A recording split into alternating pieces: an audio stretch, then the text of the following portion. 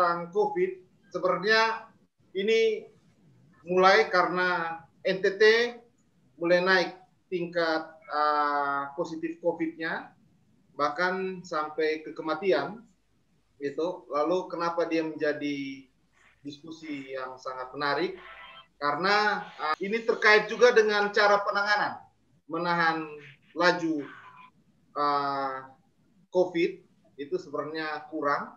Di sisi lain, masyarakat sudah mulai dengan berbagai treatment secara mandiri, walaupun belum teruji. Gitu. Jadi akhirnya membuat kasus COVID di NTT sangat menarik untuk didiskusikan. Mungkin kita bisa bandingkan dengan kasus-kasus di Kris di Surabaya, saya dengan Om Sem di Salatiga, atau kalau kita tahu kasus di daerah lain, kita bisa share, sehingga kita bisa coba memahami. Jadi jangan hanya Kupang, supaya kita bisa saling belajar terkait bagaimana penanganan COVID dan solusi mungkin yang mendekati untuk menahan laju bertambahnya jumlah pasien positif ya COVID. Karena di Kupang, terlebih lagi NTT secara umumnya itu sudah sangat tinggi, padahal infrastruktur untuk menahan lajunya juga rendah, lalu kebijakan dan komunikasi publik yang dimainkan oleh pemerintah pun nanti kita diskusikan apakah sudah sangat efektif atau tidak. Gitu. Jadi kita akan diskusi sekitar COVID. Mungkin untuk pertama, yang berada di Kupang dan merasakan langsung horornya COVID, Mas Eci ya. Jadi Mas Eci bisa share duluan, mau nilai tambah penilaian tidak apa-apa. Ya. Ini kan yang kita renungkan itu, kenapa ya? Dulu itu Kupang paling rendah waktu awal-awal itu kan. Kupang sama Gorontalo ya. Ya. Paling rendah, bahkan yang lain sudah terkena, Kupang Gorontalo masih aman gitu. Betul. Lalu cenderung rendah, lalu tiba-tiba kok dia naik langsung tinggi sekali. Memang itu ada kemiripan di Salatiga, tapi kita ingin dengar dari Eci hasil pengamatan itu, Kupang ke mana bisa begitu? Baik, terima kasih Om Sem, Om Ricky dengan Om Kris. Yang pertama, pertanyaan Om Sem itu kita agak pending sedikit ya. Nanti kita akan jawab di bagian akhir. Tapi izinkan dulu saya untuk cerita sedikit tentang kira-kira apa sih yang kita mau diskusikan di sini. Jadi saya secara pribadi itu persis tadi Ricky mengatakan bahwa pembicaraan mengenai COVID ini terlalu luas. Kita tidak tahu mau diskusi dari mana, stop di mana. Karena itu memang saya secara pribadi kemudian mengambil satu tema tidak dalam rangka untuk mengkerdilkan diskusi kita, tetapi paling tidak ini menjadi pengantar, lalu kita diskusi untuk memperluas bahasan kita. Jadi izinkan saya untuk sedikit bicara apa yang saya temakan. Saya sebenarnya ingin bicara soal COVID dan sosial media. Tema itu nanti kemudian secara singkat saja saya akan sampaikan itu, lalu kemudian nanti kita akan diskusi. Karena menurut saya sosial media itu kan menjadi semacam dia yang mediasi realitas kita hari ini. Karena itu kalau kita bicara apa yang terjadi di dalam realitas, ya bacaan paling sederhana dan paling mudah adalah kita lihat media sosial. Begitu ya. Nanti tidak akan kasih kerdil kita punya diskusi. Kita bebas untuk mengekspresikan diskusi kita kemana. Ingin menyampaikan dua hal. Yang pertama, saya ingin menyampaikan tentang tema COVID dan media sosial ini dari apa yang dibahas oleh jurnal-jurnal misalnya tentang COVID itu dan media sosial. Lalu yang kedua, apa yang didiskusikan atau yang dibicarakan orang Kupang tentang COVID di media sosial.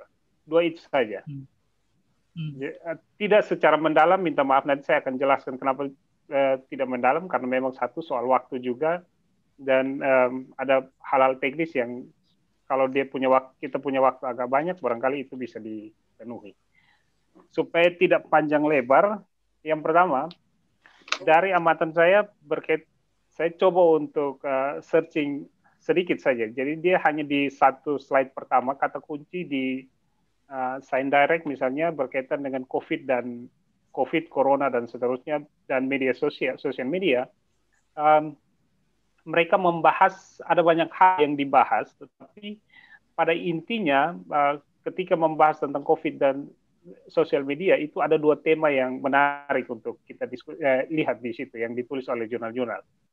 Yang pertama berkaitan dengan COVID dan media sosial itu memberi dampak pada semacam karena terlalu banyak informasi sehingga kemudian berdampak pada stres, kecemasan, depresi dan sebagainya. Itu banyak sekali studi-studi. Saya ambil studi-studi yang memang agak tidak mainstream, misalnya ambil di jalur Gaza, ambil di Malta, dan menunjukkan itu. Tidak perlu dibahas secara mendalam, tetapi memberi kesimpulan bahwa COVID dan media sosial itu memberi dampak yang luar biasa pada psikologi orang. Khususnya baik anak-anak di Inggris mereka teliti tentang anak SD, lalu di jalur Gaza mereka teliti tentang orang di atas 45 tahun, dan banyak. Itu umumnya begitu.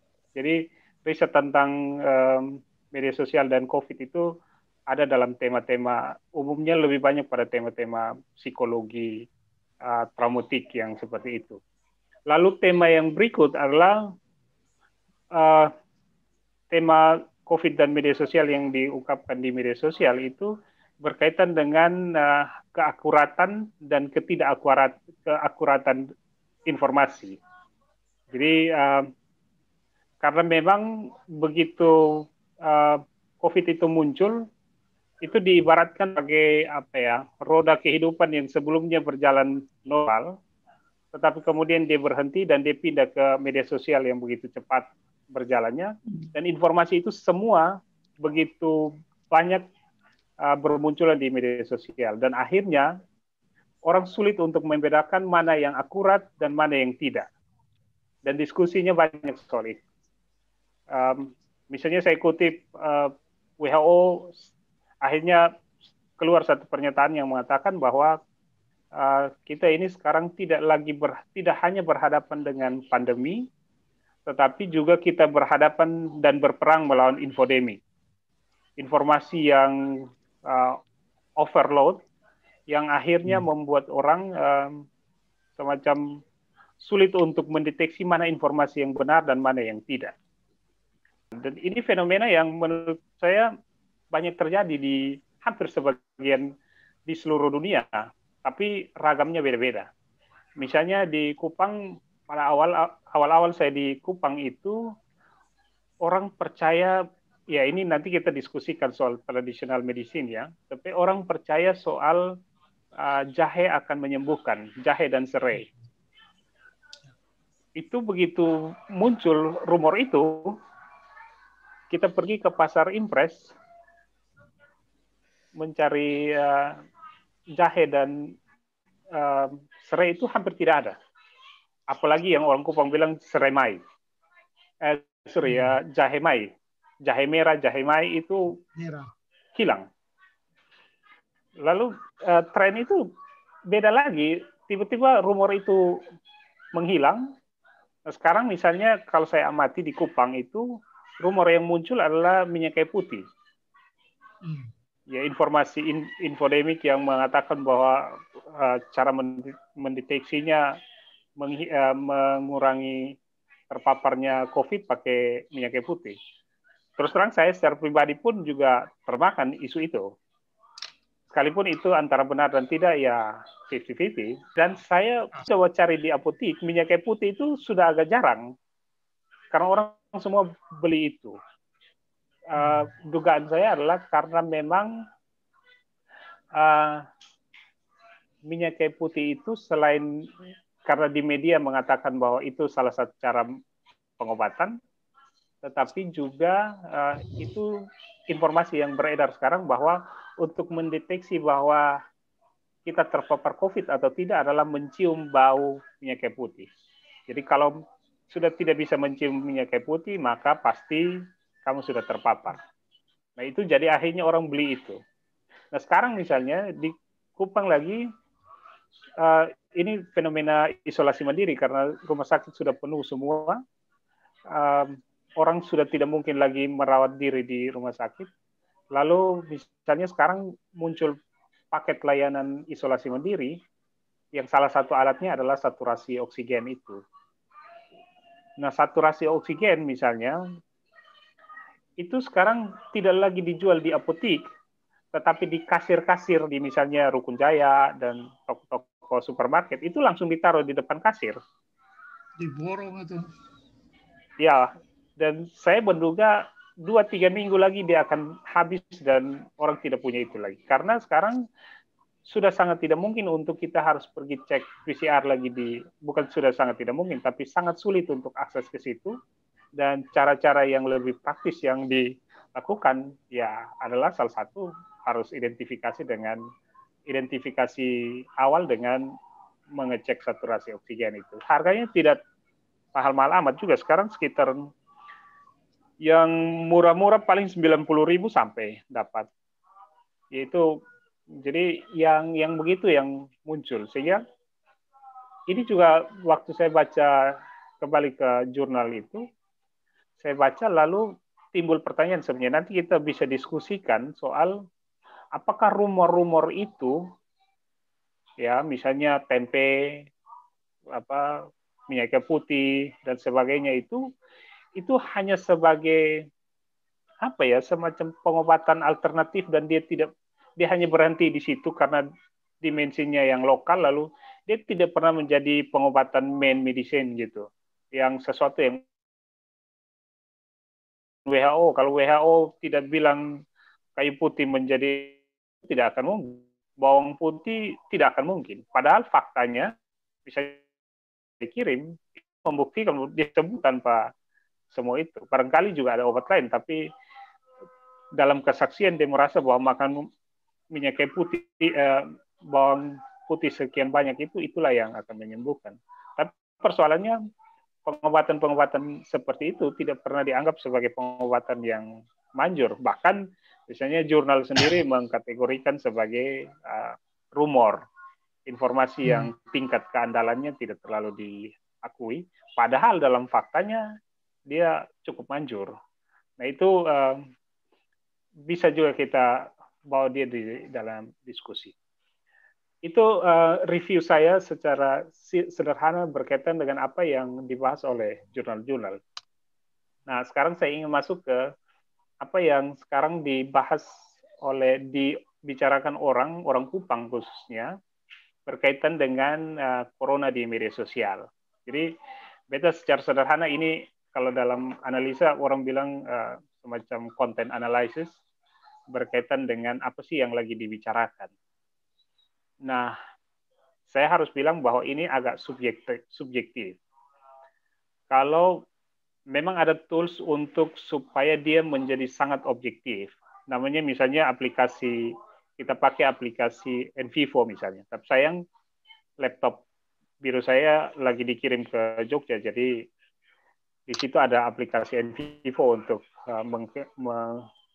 mengimport data-data Facebook untuk mengetahui sejauh mana perbincangan orang Kupang tentang tema tertentu dan sentimen-sentimennya. Tapi sayang memang tidak. Lalu ya saya istilah Kupang ya manual saja sudah. Caranya adalah saya mencoba untuk masuk di satu grup. Kalau teman-teman dan Bosem pernah dengar ada grup Kota Kupang yang menurut saya itu grup agak pamungkas. Namanya Vicky Lerik Bebas Bicara. Noel? Itu grup yang orang Kupang pasti tahu tuh. Nah, analisa saya terhadap pembicaraan ini, saya mencoba untuk membatasi. Saya melihat postingan di Vicky Lirik Bebas Bicara 2 itu pada bulan Januari 2021, lalu dengan 3 kata kunci. Kata kunci pertama berkaitan dengan pasien, kata kunci kedua berkaitan dengan vaksin, dan kata kunci ketiga berkaitan dengan corona. Misalnya, kalau orang posting tentang vaksin itu mereka lagi bicara apa sebenarnya? itu ada dua hal yang dibicarakan. Yang pertama, intinya mereka lagi tidak percaya terhadap rumah sakit dan nakes. Dugaannya adalah rumah sakit dan nakes itu mendapatkan sekian rupiah dari setiap orang yang masuk di dalamnya. Jadi misalnya status-status saya baca, misalnya corona parah, penikmat rupiah, semoga yang fitnah ketong masuk surga, misalnya. Ada lagi misalnya COVID itu penyakit bisnis, satu nyawa sekian ratus juta. Jadi komentar dan status-status itu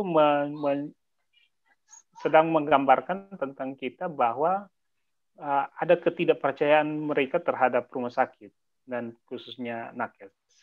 Itu kental sekali dalam status dan komentar-komentar yang mendapat banyak komentar kalau berkaitan dengan kata pasien. Nah, kata pasien juga misalnya muncul fenomena sekarang adalah orang akhirnya sudah takut ke rumah sakit. Misalnya status komentar misalnya bilang begini, sekarang potong celaka pun potong pasti masuk keluar corona. Celaka motor keluar masuk, celaka motor masuk rumah sakit keluar corona. Batuk pilek jangan coba-coba pi rumah sakit, keluar masuk luka hiki misalnya. Lalu sakit lambung, tahu-tahu batuk 2 kali bilang corona. Jadi ada di dalam pikiran orang Kupang sebenarnya mereka lagi tidak berani untuk ke rumah sakit. Itu fenomena yang kalau kita searching dengan kata percakapan di media sosial berkaitan dengan kata pasien. Jadi kalau pasien itu ya komentarnya seputaran itulah gitu. Nah, yang menarik kita coba cari sebenarnya ada tidak ya komentar-komentar berkaitan dengan semacam komentar-komentar mereka berkaitan dengan vaskes misalnya. Berkaitan dengan vaskes yang penuh. 2 hari, 3 hari yang lalu saya antar istri ke rumah sakit, itu saya masih lihat ada 2 atau 3 orang yang dengan keadaan diinfus ditaruh di teras UGD. Karena waktu saya tanya istri, kenapa di situ? Iya, karena di dalam sudah penuh dan di atas juga sudah penuh. Jadi itu semacam antrian untuk masuk ke dalam. Tapi diskusi itu sekarang belum muncul di media sosial, khususnya di Tegeleri. Saya tidak tahu, itu barangkali juga orang Kupang sudah merasakan betul bahwa memang faktanya begitu. Tidak ada yang sembunyi-sembunyi. Kalau ada yang disembunyi-sembunyikan, pasti dia akan diributkan atau dibicarakan di media sosial, khususnya di Tegeleri. Lalu berkaitan dengan kata vaksin, itu temanya, vaksin itu ada 2 tema yang dibicarakan. Satu, vaksin selalu dihubungkan dengan isu tentang antikris. Jadi ini penggenapan dari Wahyu 18. Wah, ini ngeri. 6 itu. Ya, lalu corona itu C-nya 3, O itu sekian, lalu ditambah-tambah jadi 66. Corona itu terdiri dari 6 abjad, maka 66 tambah 6 jadi 666. Lalu ada juga yang mulai taruh dengan perpaduan antara huruf Yunani, jumlah huruf Yunani dan huruf Latin, ya cocok logi lah kira-kira. Lalu jadilah pokoknya dia jadi 666, maka ini antikris. Corona itu antikris. Lalu ada yang misalnya ingatkan untuk kalau mau disuntik jangan kasih lengan kanan, tapi kasih lengan kiri. Karena kalau kasih kanan karena suntik mati kanan, lu bisa bikin apa-apa lagi. Jadi isu vaksin itu dia bicara di situ. Tidak ada isu lain. Yang menarik, di dalam komentar-komentar dan status itu orang tidak ada yang berbicara tentang halal haram vaksin. Jadi kita bisa paham mindset kita ya. Sekalipun kita sama-sama masyarakat istilahnya masyarakat magis religius, tapi mainan kita beda. Satu mainan di halal haram, lalu satu mainan di antikris. Di Jawa tidak ada diskusi soal antikris dan vaksin, tapi di Kupang itu muncul. Di Jawa, di Kupang tidak ada soal halal haram, yang ada diskusi tentang antikris. Lalu yang berikut itu vaksin memang, ya saya tidak tahu, itu tidak terlalu penting juga. 2 atau 3 posting yang getol sekali untuk menempatkan vaksin itu harus dimulai dari tempat ibadah, entah gereja atau masjid. Saya tidak tahu apa logika di balik itu, tapi itu berapa kali postingan muncul itu terus dan dia muncul. Jadi saya, ini apa sih sebenarnya? Tapi saya abaikan itu. Postingan lain ya berkaitan dengan tokoh agama, misalnya Ibu Mary yang disuntik lalu sebagai ketua sinode, yang kalau di statusnya itu kan cukup panjang. Kalau lihat Ibu Mary punya postingannya cukup panjang, dan rupanya itu di repost kembali di grup dan mendapatkan semacam dukungan, dan nada sentimennya sangat positif untuk vaksin itu. Lalu yang menarik berkaitan dengan kata corona, kata terakhir ini, temanya memang banyak, tapi saya coba secara spesifik saya mau melihat misalnya kata-kata yang berkaitan dengan corona dan respon pejabat daerah misalnya. Entah itu wakil gubernur, wali kota. Misalnya dalam kasus pemberitaan berita-berita Pos Kupang yang kemudian di repost kembali di grup itu berkaitan dengan gubernur yang terpapar COVID, dan lalu ada berita lagi kemudian yang wakil gubernur dan gubernur yang sembuh. Itu kalau kita lihat komentar-komentarnya itu mayoritas, bahkan menurut saya hampir 98% memberikan semacam doa, kata simpati dan dukungan. Jadi waktu sakit kan bahasanya semoga cepat sembuh, Tuhan Yesus menolong, amin, harus kuat dan sebagainya. Itu juga sama dengan postingan-postingan ketika berita yang menjelaskan bahwa beliau berdua sembuh. Tapi yang menarik, ini kayak kalau kita lihat dalam analisa misalnya pakai fenomena Black Swan, angsa hitam itu.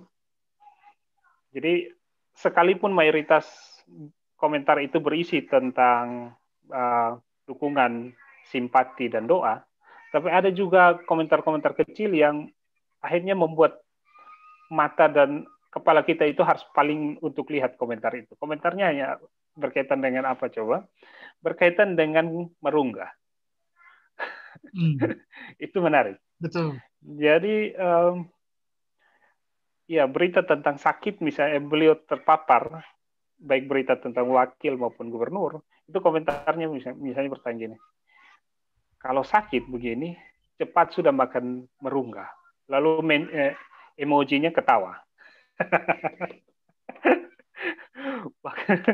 Waktu sembuh, itu juga komentarnya ada doa, ada simpati, ada dukungan, tapi ada 1-2 yang akhirnya buat kita pung leher agak harus lihat.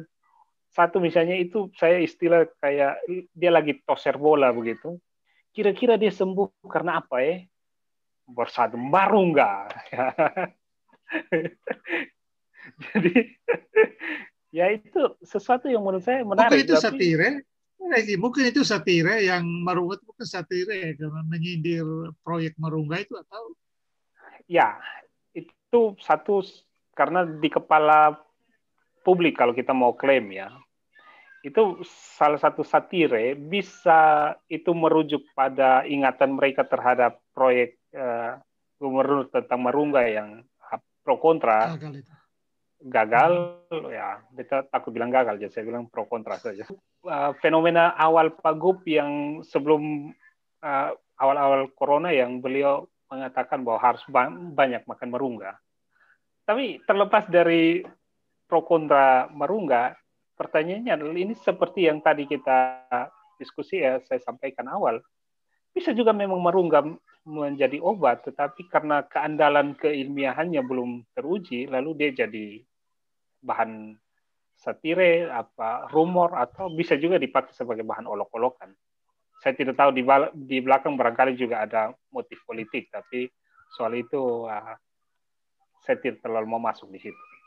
Itu soal corona. Soal corona, kata corona yang berikut yang menarik, respon terhadap pejabat daerah itu berkaitan dengan aktivitas wali kota, Pak Jeffrey Riokore, yang memang di grup itu, kebetulan Jeffrey Riokore itu punya grup Facebook yang memang followernya banyak, dan biasanya grup Jeffrey dan grup Vicky Lirik Bebas Bicara itu biasanya punya anggota yang sama sebenarnya. Jadi mereka saling post-repost lah.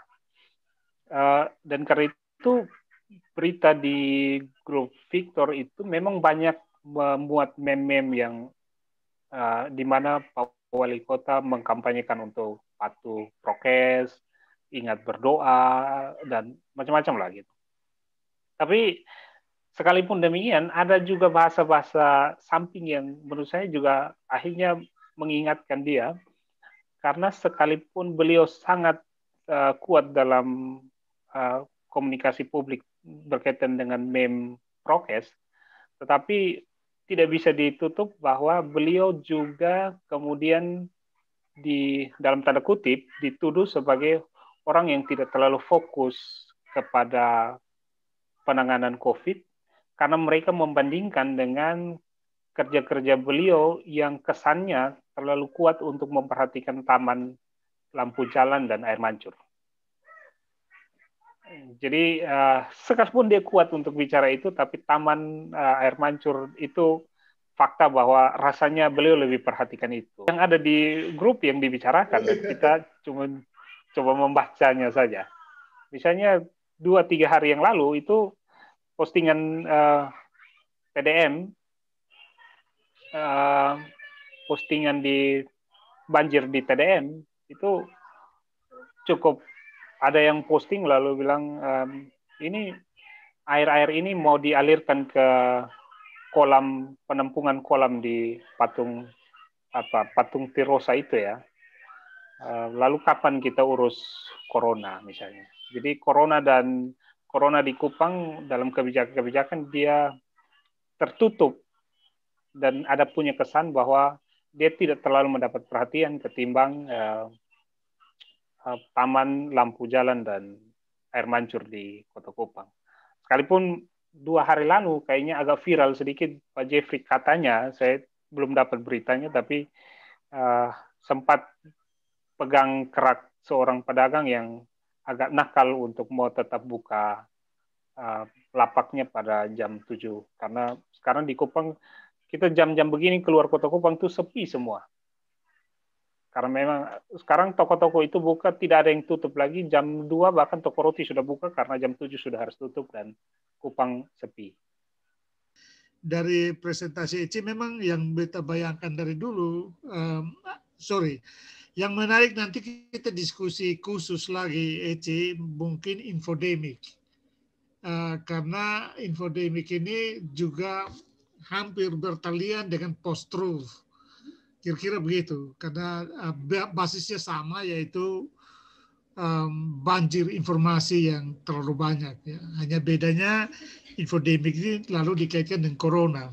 Nah, peta besarnya memang respons-respons media maupun non-media, ilmiah termasuk ya, itu memang bisa membedakannya antara sains, peta besarnya sains dan non-sains, bahkan anti-sains.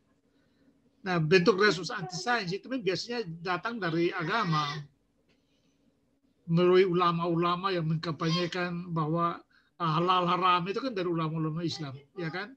Sementara anti-Kris itu kan dari ulama-ulama Kristen. Sehingga beta misalnya memang dari Prophet Emmanuel Makawimba, orang Afrika, ya. Dia yang pertama kali beta dengar dia punya khotbah tahun lalu awal corona itu tentang mengaitkan antara corona dengan 666. Jadi menurut interpretasinya dia yang ambil dari kejadian, ya banyaklah ayat yang kalau cocokologi kan sudah begitu ya, bahwa dalam vaksin itu sudah dimasukkan semacam virus nano ya, yang sedemikian rupa sehingga nanti begitu dia masuk itu nanti kelak dia akan pakai di mana-mana untuk bisa mengendalikan perilaku kita, geng kita. Ya. Kira-kira begitulah penjelasannya. Agak teknis ilmiah, beta setelah paham. Tapi maksudnya dari Kristen seperti itu. Tapi yang non-sains seperti yang tadi It's sempat omong soal bawang ke apa ya, kita tidak bisa mengatakan itu betul atau tidak. Awal-awal kan juga Presiden Menak kita kan juga bilang kita sering minum jamu jadi tidak kena kan. Indonesia tidak kena kan. Jadi tapi untungnya kalau di Jawa itu tidak pengaruh. Jamu tetap harganya biasa di sini ya. Kotong minum jamu, jahe dan apa di sini 2.000 tetap 2.000 per gelas. Biasanya pengaruh naik ya. Pasar jahe juga sempat diisukan di sini ya, jahe dan serai ya. Tetapi beta pikir sebenarnya terlalu mempengaruhi harga di pasar ya. Jadi di sini mereka secara kritis tetap oke lah minum itu tapi jangan diandalkan. Bukan sebagai obat pembungkas lalu kita mengabaikan protokol kesehatan dan macam-macam. Itu menurut beta, di lingkungan beta paling tidak, bukan mewakili Salatiga. Lingkungan sekitar sini yang kotong juga ada jaga malam ya. Jadi kalau diskusi-diskusi itu ya menggambarkan bahwa oke, itu boleh saja minum jamu tapi tidak bisa diandalkan bahwa itu pemungkas. Jadi minum ya oke. Kalau dia bisa menangkal ya syukur, tidak pun ya syukur kan. Toh tidak ada efek samping kan. Nah, jadi kita menghadapi hal-hal seperti itu. Tapi menurut beta coba lihat ada logikanya juga. Misalnya yang nonton yang bawang kemarin itu, Ici, ketika dia memang dalam kesulitan, ketika dia kena COVID dan tidak bisa ditampung, ya memang yang beta berpikir dari perspektif Rote karena beta lahir besar di sana, bawang itu memang lambang yang paling keras baunya dan paling keras rasanya. Jadi secara otomatis ketika dia sudah bisa rasa apa-apa, otomatis dia ambil bawang. Jadi bukan karena dia anggap bawang mungkin bisa menyembuhkan, bukan. Tetapi karena dia hanya untuk supaya memastikan bahwa dia bisa merasakan sesuatu. Karena itu dicari makanan yang dalam tanda kutip paling ekstrem untuk bisa dikecap. Ya. Jadi dia makan bawang, karena kalau di roti tidak ada yang lebih keras ya rasanya daripada bawang merah maupun bawang putih, terutama bawang putih. Jarang yang makan bawang putih. Jadi dia lakukan itu karena hanya untuk supaya memastikan dia merasakan gitu kan. Dan akhirnya ya makanya dia bilang ini trial and error, mesti diuji lagi kalau misalnya ternyata terbukti ini hebat ya. Jadi nah kita tidak bisa, memang betul bahwa seolah-olah WHO pegang otoritas saintifik ya. Jadi dia yang mengatakan ini benar atau tidak. Tapi kita lihat dari pengalaman Jokowi yang melawan WHO sejak awal ya. Dan ternyata sikap Jokowi benar. Jadi WHO terpaksa merubah posisinya dalam tanda kutip mengikuti apa yang dilakukan oleh Jokowi. Jadi ya memang susah juga kita bagaimana kita yang bisa buat petanya seperti itu, tapi bagaimana seharusnya ya belum punya bayangan. Mungkin sampai saja kita diskusi ke topik itu kita diskusikan. Itu beta punya respons. Dari apa yang Om Eci sampaikan tadi, saya coba mewakili perspektif saya pribadi ya, artinya perspektif yang mengalami bersinggungan terus sampai saat ini. Dan jadi sedikit cerita, sekitar Februari Maret itu sebelum pemerintah mengumumkan ada kasus baru di Jakarta waktu Maret itu 2020, Februari 2020 itu ya? betul 2020, 2020 ya? Okay. Betul 2020 Maret itu saya ke Bali. Jadi pada saat itu berinteraksi dengan banyak turis dari Cina. Jadi itu masih biasa. Ketika Maret itu beraktivitas di Jakarta, pulang itu yang kemudian Surabaya 3 hari setelah itu di lockdown. Nah, pada saat kita berinteraksi di Jakarta Selatan itu banyak ekspatriat di dalam kafe itu. Belakangan setelah beberapa bulan, waktu saya pulang kemudian sakit terus selama hampir 2 minggu, terus berobat ke UNER, rumah sakit UNER. Di situ saya dibilang radang tenggorokan, jadi memang diagnosanya seperti itu. Pada hampir saat yang bersamaan, teman yang saya temui di salah satu di kafe itu dan juga di salah satu perusahaan oil and gas itu juga sakit. 2 orang itu sakit bersamaan. Nah, sedikit cerita, belakangan teman yang sakit ini, yang di bidang IT yang kita ketemu di kafe itu, dia sebutkan bahwa waktu sakit itu ternyata dia terpapar. Jadi saya juga tidak tahu apa saya sakit waktu itu tuh terpapar atau tidak tahu. Nah, kata kunci yang tadi Pak Eci sampaikan, baik itu semua, saya malah menggarisbawahi kata saya yang tidak tahu itu.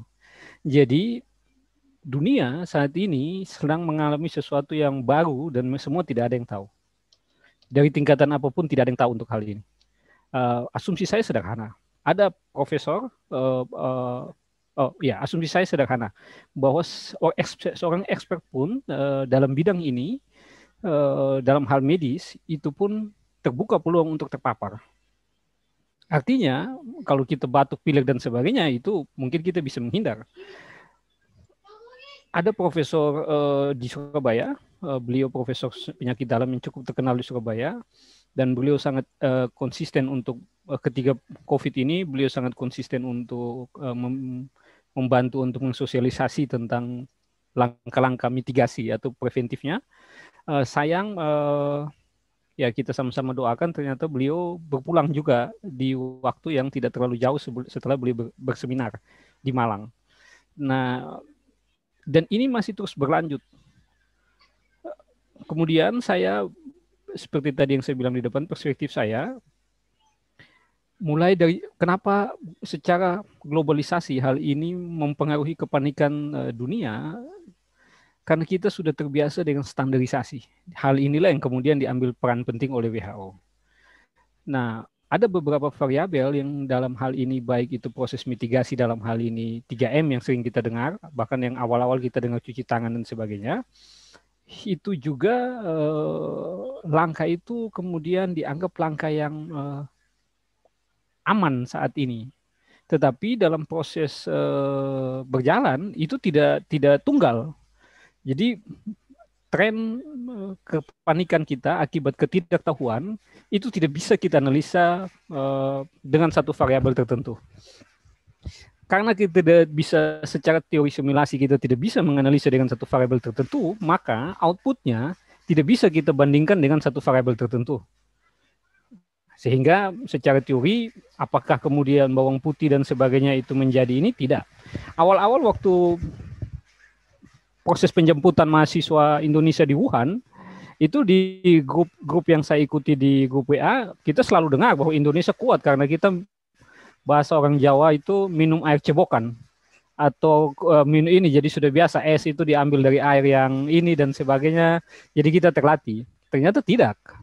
Habis itu kita jebolan habis-habisan.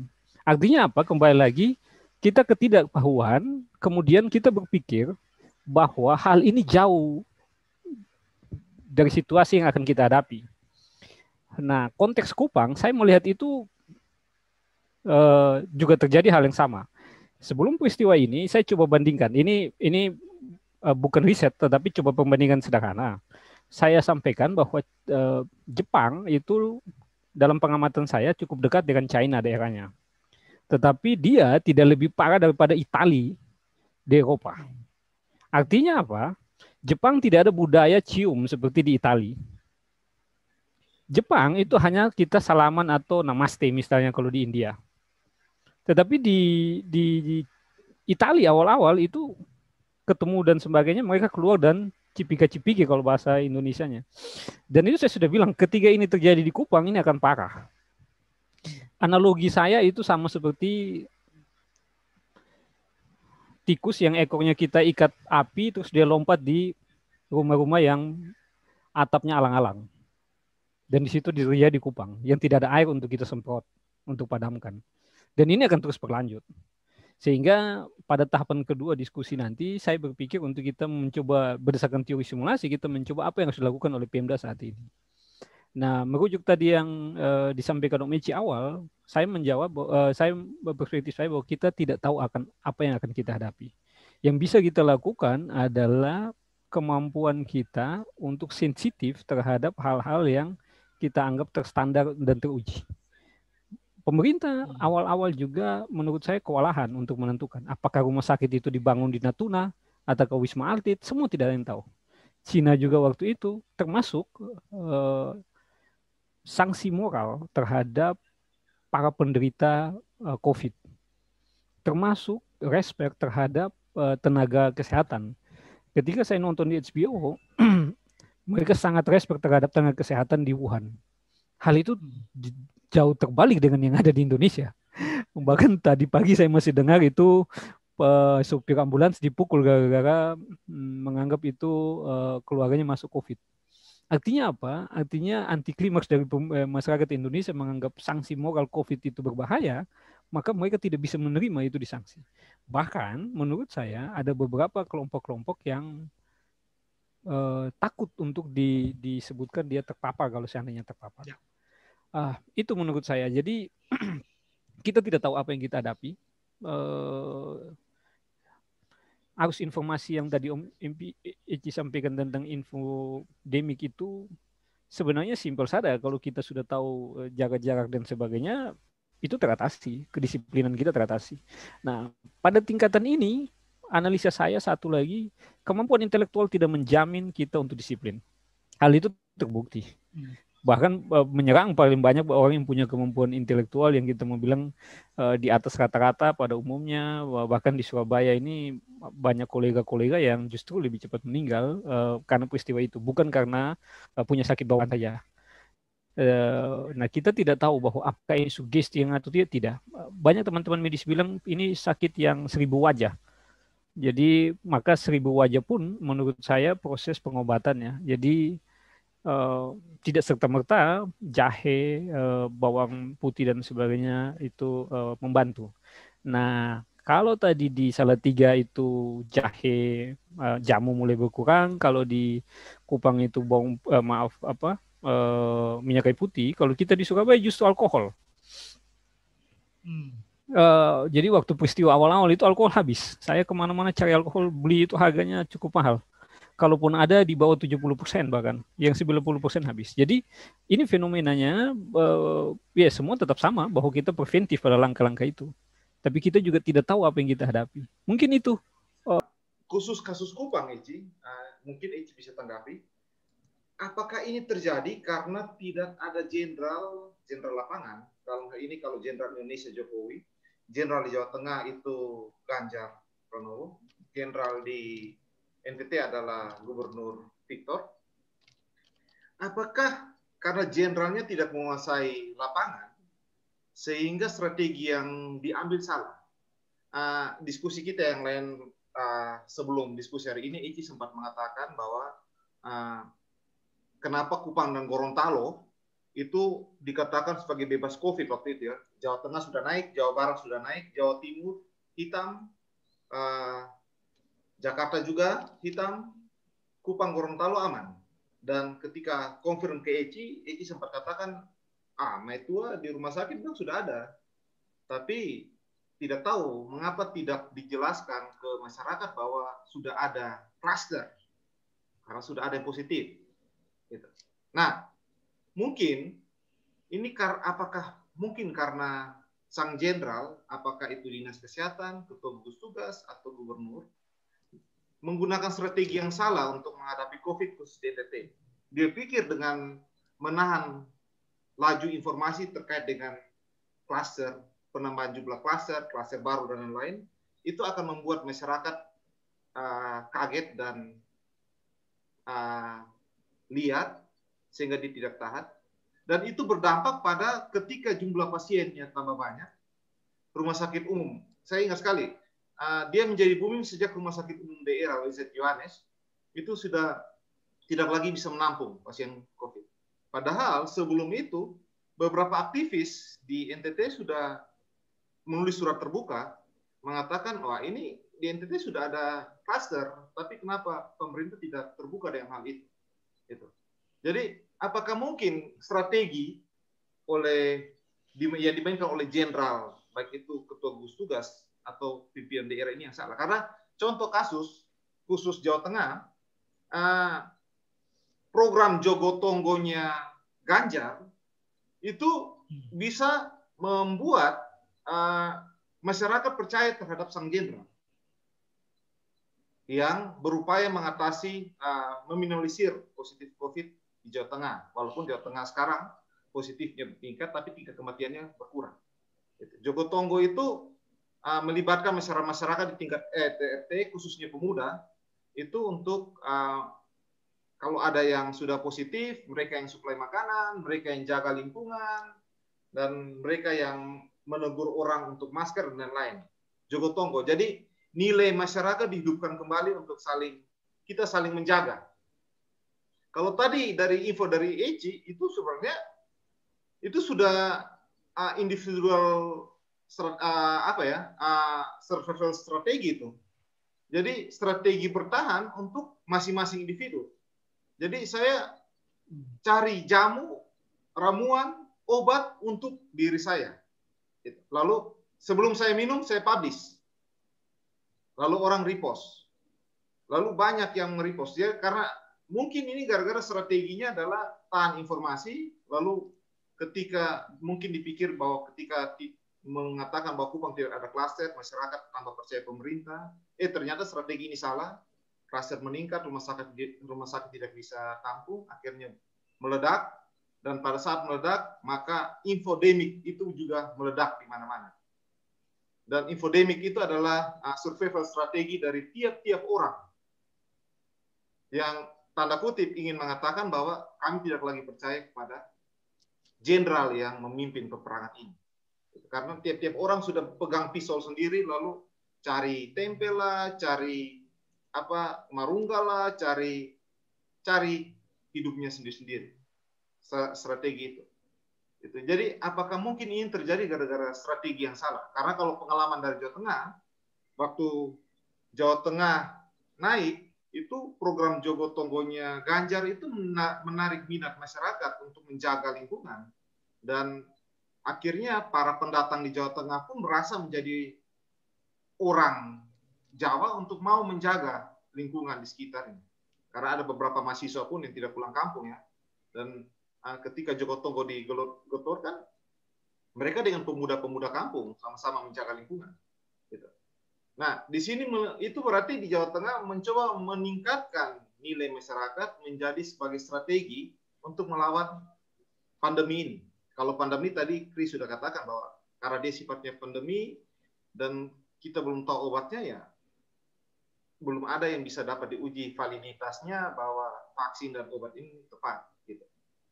Tapi yang bisa kita lakukan adalah jaga nilai bahwa mari kita bersama-sama untuk menghadapi pandemi. Nah, itu yang terjadi di Jawa Tengah. Itu yang terjadi di Jawa Tengah. Jawa Tengah dulu ketika dengar COVID sama-sama saling menjaga. Dulu orang kematian tinggi, sekarang kematiannya sudah rendah. Itu Jawa Tengah. Nah, saya lihat ini tidak terjadi di NTT. NTT itu muncul pertama sudah ada klaster, tapi kok tidak diinformasikan ke masyarakat agar masyarakat saling menjaga lingkungannya. Karena apa? Kalau informasi itu ditahan oleh sang jenderal atau gugus tugas atau dengan untuk strategi sebagai bagian dari strategi supaya masyarakat percaya pemerintah, maka yang terjadi adalah pada saat membludak dan realitasnya berbeda, yang terjadi berikutnya adalah seperti saat ini di NTT, masyarakat pun tidak percaya dengan pemerintah. Gitu. Tidak percaya dengan rumah sakit. Sifat curiganya makin tinggi. Karena apa? Jenderal tidak lagi bisa memegang peran. Nah, itu yang terjadi pada kejutan Nazi Hitler ya. Nazi Hitler di Jerman. Pada saat sang jenderal tidak menguasai total Eropa dan Rusia, maka sekutu mudah untuk menghalangi gempuran tentara Nazi lah mengalahkannya. Jadi jenderal salah strategi, kalah gitu. Dan kebetulan kita di Jawa Tengah agak aman karena menghidupkan tingkat kerukunan masyarakat itu. Jadi saling percaya pada tataran masyarakat, bukan saling curiga. Ya, saling curiga itu dihilangkan, tapi saling percaya dan kita sama-sama menjaga lingkungan. Nah, itu Jawa Tengah sangat efektif, sangat efektif. Sampai sekarang positifnya ada, tapi tidak sehoror pada saat bulan Maret, April itu, tidak sehoror itu. Nah, sang jenderal yang kedua, infodemik. Infodemik itu menurut saya dampak dari strategi yang salah dari sang jenderal. Kemarin di program Rossi di Kompas itu muncul 3 menteri Menko Info, Menteri Luar Negeri, dan Ketua Gugus Tugas COVID Republik Indonesia, itu bertemu dengan 5 pemimpin redaksi, Metro, Kompas, ID News, Media Group, dengan satu lagi Tempo. Tujuannya adalah yang tadi Ici katakan itu, informasi yang simpang siur di luar sana terkait dengan vaksin, terkait klaster, karena sekarang pun di Surabaya contohnya ya, sudah ada klaster jenis baru gitu ya. Gitu. Nah itu hanya lewat satu pintu. Gitu. Jadi tujuannya adalah supaya media massa ya, media yang konvensional ini, yang mana mereka bisa menggiring kepercayaan masyarakat ini, percaya juga terhadap informasi pemerintah. Nah, tujuan pada program Rossi itu adalah Pemret, pemimpin redaksi media-media top Indonesia ini, percaya terhadap usaha yang dilakukan oleh pemerintah untuk mengatasi COVID. Nah, dalam diskusi itu, setelah terbuka, pertanyaan dari Pemret dijawab oleh para menteri dan ketua gugus tugas, dan ketua gugus tugas bicara, Menteri Luar Negeri juga bicara secara terbuka tentang vaksin yang lagi dikembangkan di Inggris, vaksin terbaik yang Indonesia belum dapat tapi akan segera didapatkan, cara lobby-lobby lewat diplomasi. Akhirnya pemimpin redaksi percaya bahwa pemerintah sedang mengupayakan yang terbaik bagi masyarakat. Ini pada tataran nasional. Pada tingkat Jawa Tengah pun saya lihat itu, karena Ganjar Pranowo Instagramnya terus menginformasikan tentang pakai masker. Dia tetap memperkenalkan tentang ekonomi ya, karena Ganjar adalah Pak Ganjar, memberdayakan ekonomi masyarakat, tapi selalu di akhir pesannya tentang masyarakat, ayo kita tingkatkan ekonomi, tingkatkan pendapatan, tapi selalu akhirnya dia selalu katakan tetap jaga pakai masker, jaga jarak. Jadi sang jenderal tetap menularkan aura positif. Oke, mungkin saya itu. Kalau Ici mau tanggapi apakah salah, mungkin penilaian saya, silakan. Chris, silakan. Ya, terima kasih. Pertama, kalau masalah pemimpin untuk ini, saya pikir bukan hanya COVID ya. Itu baik kemiskinan, pendidikan, itu kita tetap butuh untuk pemimpinnya. Nah, kemudian kalau COVID ini kita harus sepakat dulu bahwa ini penyakit global. Artinya tidak bisa kita by daerah ya, by region. Nah, kalau kemudian artinya kalau kita mau tutup informasi ini, kita mungkin ingat sama-sama Dr. Lin Liang yang di China itu, dia pertama memberitahu ke khayalak semua bahwa ini ada virus novel disease. Artinya novel ini terjemahannya baru. Nah, itu pemerintah Cina awal-awalnya juga ban informasi itu. Ternyata kewalahan. Artinya apa? Artinya kalau itu dilakukan oleh yang tadi Om Riki sampaikan, itu pemerintah daerah tidak akan mampu. Lebih baik jangan menurut saya. Karena tidak mampu. Nah, saya melihat proses sekarang ini karena orang di kita di NTT tidak mau belajar dari kondisi yang sudah terjadi sebelumnya atau di negara lain atau di daerah lain dan merasa bahwa itu hanya terjadi di tempat lain. Saya kasih cerita, September kemarin itu kan ada saudara-saudara dong kan mau siap TUU dengan ya di Kupang. Jadi saya masih kasih ingat kondisi begini sebaiknya tolong dihindari. Dan itu ketika kita pertemuan besar-besaran meskipun saya dari Surabaya, mereka anggap itu hanya terjadi di Surabaya. Adie, waktu di Kupang belum, kok Adi omong begitu di sini nanti dong tersinggung semua Adi. Nah sekarang kemudian itu terjadi. Kemarin malam dia telepon ke mana? Kakak dong aman kok. Adi ngiri mau di sini. Nah, kok dulu Adi bilang nih kakak dong bilang Adi itu hanya di Jawa semua. Demikian pun itu ya di Indonesia. Artinya apa? Tren ini yang terjadi di pusat, misalnya dari China, seperti yang saya sampaikan di WhatsApp group bahwa ini virus dari Cina mati di Rote. sebenarnya saya mau bilang bahwa hanya kita saja yang mengandai-andaikan bahwa sebenarnya kita betul-betul ini lagi dalam kondisi panik, atau sebenarnya kita baru mau menuju puncak. Itu yang perlu kita identifikasi. Di Kupang, sepanjang yang saya tahu, meninggal sekarang, mohon maaf terhadap yang sudah mendahulu dari kita. Ini kita bicara bukan sekedar tidak peduli terhadap nyawa, tetapi ini kita diskusi ilmiah, jadi butuh statistik data. Di Kupang kita dengar itu kan meninggal 7 sampai 10 kalau saya tidak keliru per hari. Di Surabaya pada puncak itu 200. Normal kita sekarang di kondisi Surabaya sekarang 100 lebih.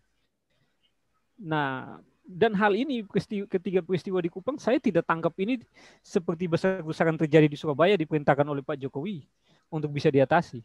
Artinya apa? Menurut saya justru di Kupang belum masuk masa puncak. 3 sampai 4 bulan lagi mungkin kita akan lihat habis-habisan kalau tidak diatasi dengan baik. Menjawab tadi Om Riki bilang butuh jenderal, butuh, tetapi ada jenderal yang, jadi kalau nonton film perang, ada jenderal yang berusaha minimize depo anak buah supaya tidak ada yang meninggal. Tapi ada jenderal yang kasih umpan anak buah untuk mati supaya yang lain selamat. Jadi ya kita melihat ini jenderal ambil strategi yang apa. Nah, tadi malam saya juga telepon ke saudara-saudara, mereka bilang kami punya satu pandangan, kelihatannya pemerintah mau bilang begini, siapa yang kuat nade hidup, siapa yang sone kuat nah silakan.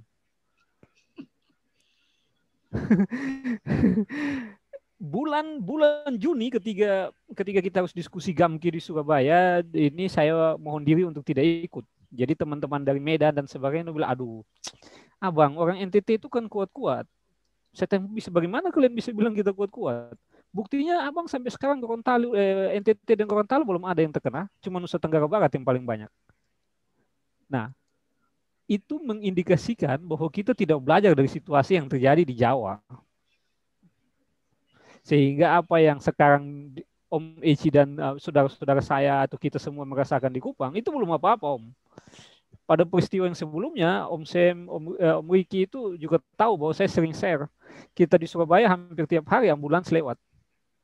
Dan Bu Risma ambil peran itu. Ambil peran meyakinkan seperti yang tadi Om Riki bilang, bahwa ini saya ambil dan saya pimpin. Entah strateginya berubah-ubah dalam perjalanan, menurut saya itu tidak terlalu dipikirkan bagi kita yang dipimpin. Tapi kita tahu ada yang mimpin.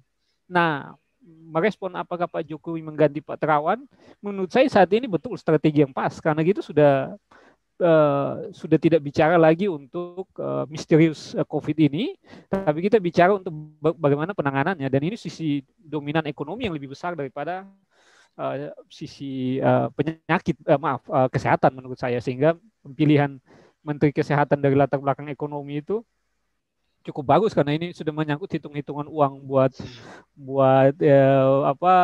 vaksin, hitung-hitung uang buat ganti rugi dan sebagainya. Itu dari saya. Yang pertama, ini pendapat pribadi.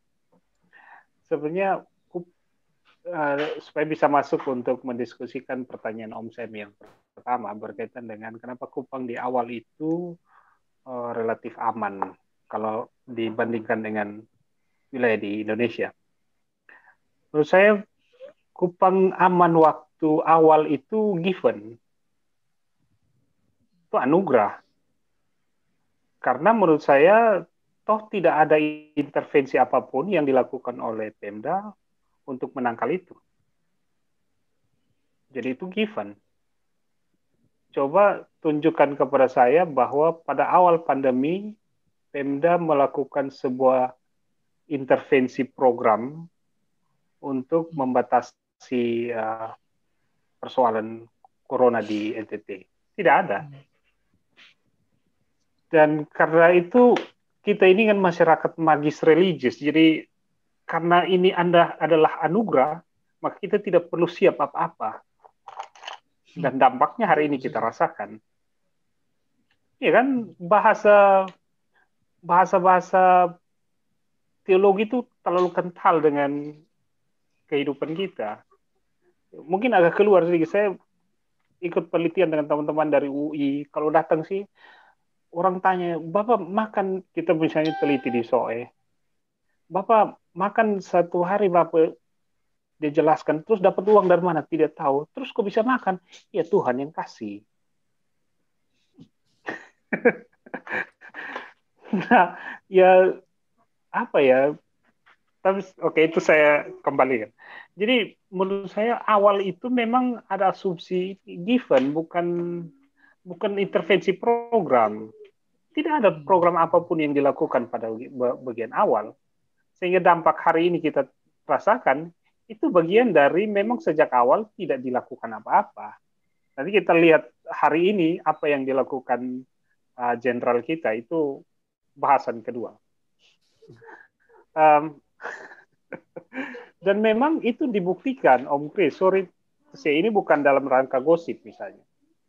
Jadi saya tunjukkan misalnya dalam komentar tadi saya lupa, salah satu kasus kata corona dan respon ke pejabat publik itu selain Marungga, ada komentar bilang jangan lupa pakai masker, Leo. Itu komentar itu. Komentar itu harus diingat sebagai sebuah ungkapan yang mau mengingatkan kepada Pak Gubernur waktu kunjungan bersama dengan menteri, beliau tidak pakai masker, Pak. Jadi itu komentar itu masuk, jangan lupa pakai masker waktu beliau berita tentang beliau sembuh. Mau mengingatkan bahwa beliau pun sebenarnya tidak prokes. Ya. Itu problemnya. Nah, ini kan perilaku standar. Perilaku standar kita saja, jenderal saja begini. Ini problemnya. Nah, misalnya, nah itu saya kira, oke. Pertanyaan Om Riki berkaitan dengan salah strategi, saya mungkin tidak terlalu mau seuzon, tapi patut diduga memang ada strategi manajemen yang dibuat, tetapi akhirnya gagal dan kangaranga. Jadi memang karena infodemik ini bisa menjadi sesuatu yang positif, tapi kalau tidak dikelola secara baik, dia bisa jadi hancur juga. Nah, ini kan sebenarnya saya berharap pejabat-pejabat pucuk itu memainkan peran untuk mengarahkan informasi yang begitu besar ini harus dikelola menjadi sesuatu yang positif. Nah, misalnya saya sebenarnya tidak terlalu mau jauh, tapi saya kejar misalnya berita tentang pejabat daerah di bulan Januari, 1 Januari sampai hari ini, yang bicara misalnya Wagub dan Gubernur bicara soal corona atau melakukan kegiatan program terkait langsung dengan corona, itu relatif tidak ada. Ya kan? Yang ada kan kemarin akhirnya berita tentang Wagub yang pergi ke rumah sakit umum di live di Pos Kupang yang akhirnya meneteskan air mata karena satu bidan meninggal di kota. Lalu beritanya beliau meneteskan air mata. Yaitu sisi kemanusiaan, tapi sisi tanggung jawab programnya apa dulu? Kalau tidak memastikan itu semua, ya apa gunanya air mata itu? Itu problem-problem begitu. Jadi menurut saya yang saya mau sampaikan begini.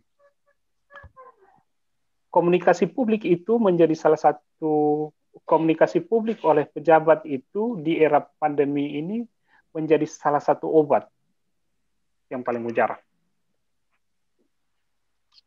Ya, komunikasi publik yang saya maksud selain dia mengeluarkan satu statement, dia datang untuk bersama-sama dengan orang, baik masyarakat yang terpapar, pasien yang terpapar, ataupun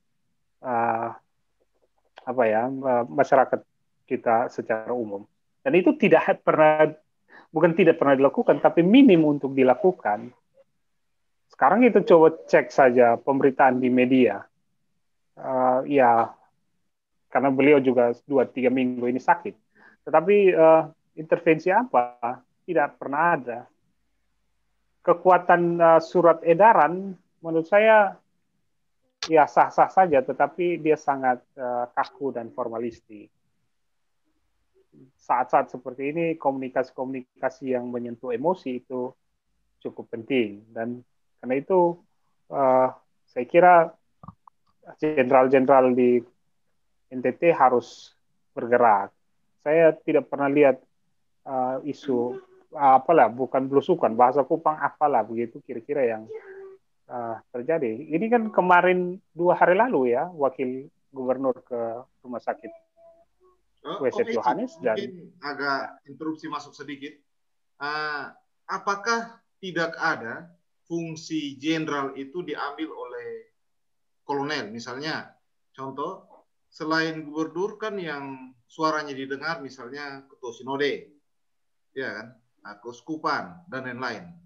Pada saat pemerintah tidak berdaya dengan itu, apakah ada suara-suara yang lain yang sebenarnya punya otoritas juga sama dengan gubernur yang bisa memainkan itu?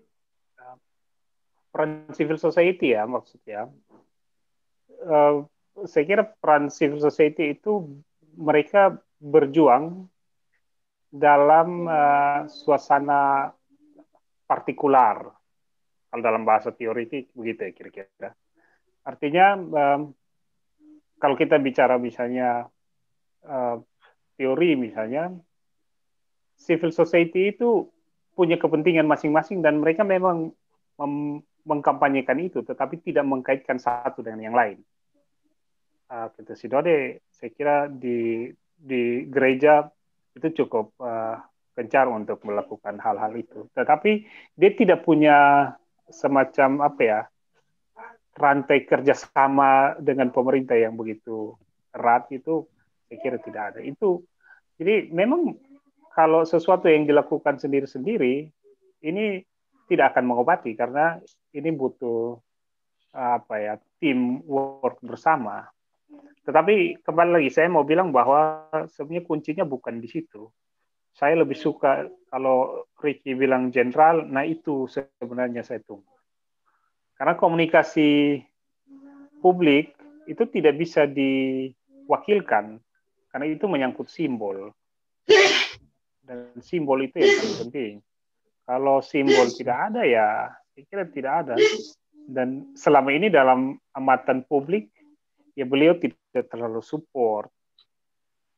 Misalnya pergi berkunjung dengan menteri apa tuh ya, itu beliau sendiri yang tidak pakai masker kan.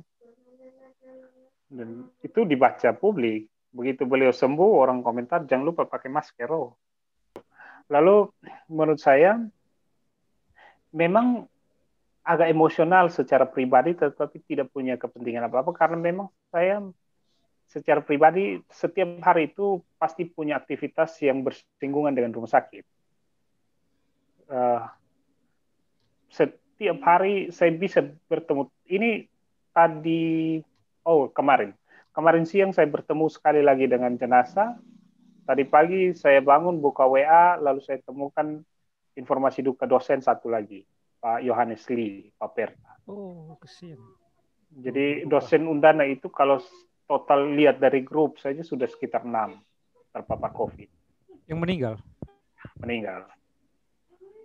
Dan itu tidak, ya saya tidak bilang bahwa kalau dosen sudah kena itu sudah sangat genting.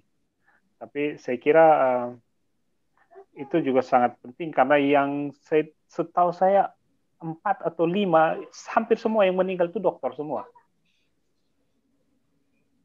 Jadi betapa Undana yang sudah peringkat 263, dokter 5 hilang lagi, kita jadi berapa lagi nanti peringkatnya. Ya, itu satu. Yang kedua ya. Tapi sekali lagi saya mau kembalikan soal kebijakan ini kan paling penting itu pejabat pimpinan itu membuat apa. Kegiatan-kegiatan kita tidak bisa dilakukan dengan cara yang biasa-biasa saja. Dia harus ada ekstra. Nah, intervensi ekstra apa yang lagi dibicarakan? Toh kan tidak ada. Misalnya, barangkali juga uang tidak ada, saya tidak tahu. Tetapi harusnya itu diungkapkan atau minimal dia terungkap di publik. Rumah sakit yang sudah hampir kolaps, bahkan menurut saya sudah kolaps karena setahu saya minggu lalu tuh istri saya mengatakan bahwa rumah sakit minggu lalu atau 2 minggu lalu kalau tidak salah jam 5 itu IGD tidak menerima pasien lagi. Itu kan sesuatu yang sangat kolaps karena rumah sakit umum Prof. Yohanes itu rujukan NTT. Nah, kalau dia sudah tutup lalu yang sakit berikut itu mau ditaruh di mana? Nah, misalnya kebijakan itu saja kan tidak pernah ada respon apa yang harus dibuat. Ini bukan tanggung jawab kita masing-masing, ini tanggung jawab pemerintah. Lalu pemerintah hanya mengeluarkan karena rumah sakit sudah tidak bisa menerima pasien lagi, maka keluarlah PPKM. Menurut saya itu programnya intervensi yang biasa-biasa saja dan tidak akan menyelesaikan masalah. Karena orang sekarang sudah ada di depan pintu mau masuk rumah sakit. Kalau apa yang dilakukan? Nah, intervensi-intervensi yang extraordinary menurut saya sampai sekarang tidak ada. Dan karena itu ya kita akan panjang seperti ini. Pak Gub, hari ini kayaknya sampai Kupang. Kita tunggu 2-3 hari apa pernyataan beliau.